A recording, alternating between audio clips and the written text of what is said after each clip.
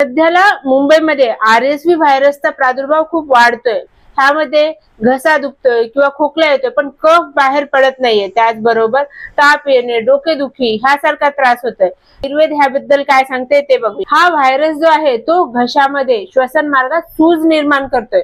त्यामुळे जेव्हा खोकला येतोय आणि कफ निर्माण होतोय तेव्हा तो कफ बाहेर पडत नाहीये आणि तो तिथे साठून राहतो. म्हणून खोकला वाढतोय आणि थकवा येतोय. हा जो व्हायरस आहे तो एकतर नाकाच्या द्वारे किंवा तोंडामधून हा श्वसन मार्गाद्वारे प्रवेश करतो.